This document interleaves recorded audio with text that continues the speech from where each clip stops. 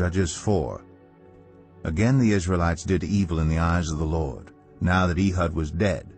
So the Lord sold them into the hands of Jabin king of Canaan, who reigned in Hazor. Sisera, the commander of his army, was based in Harosheth Hagoyim. Because he had 900 chariots fitted with iron and had cruelly oppressed the Israelites for 20 years, they cried to the Lord for help. Now Deborah, a prophet, the wife of Lapidoth, was leading Israel at that time. She held court under the palm of Deborah between Ramah and Bethel in the hill country of Ephraim. And the Israelites went up to her to have their disputes decided. She sent for Barak, son of Abinoam, from Kadesh in Naphtali, and said to him, "The Lord, the God of Israel, commands you, go, take with you 10,000 men of Naphtali and Zebulun, and lead them up to Mount Tabor.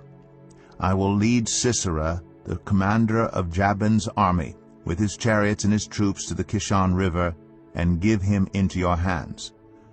Barak said to her, "If you go with me, I will go. But if you don't go with me, I won't go."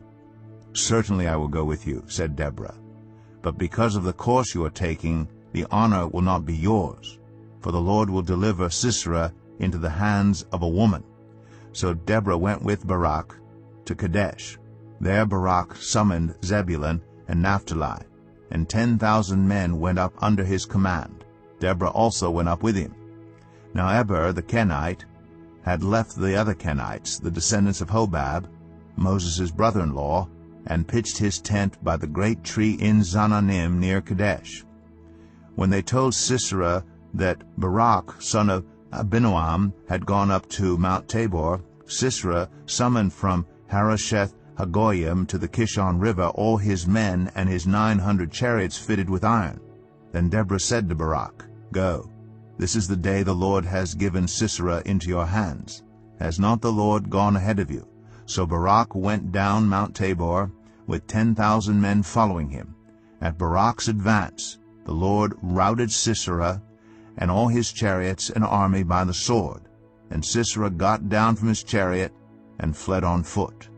Barak pursued the chariots and army as far as Harosheth Hagoyim, and all Sisera's troops fell by the sword. Not a man was left.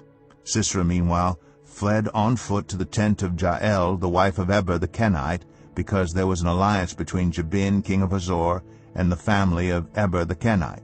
Jael went out to meet Sisera and said to him, "Come, my lord, come right in, don't be afraid." So he entered her tent, and she covered him with a blanket. "I'm thirsty," he said. "Please give me some water." She opened a skin of milk, gave him a drink, and covered him up. "Stand in the doorway of the tent," he told her. "If someone comes by and asks you, 'Is anyone in there?' say no." But Jael, Eber's wife, picked up a tent peg and a hammer and went quietly to him while he lay fast asleep, exhausted. She drove the peg through his temple into the ground, and he died. Just then Barak came by in pursuit of Sisera, and Jael went out to meet him. "Come," she said, "I will show you the man you're looking for."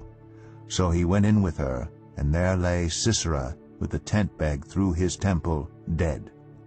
On that day God subdued Jabin, king of Canaan, before the Israelites, and the hand of the Israelites pressed harder and harder against Jabin, king of Canaan, until they destroyed him.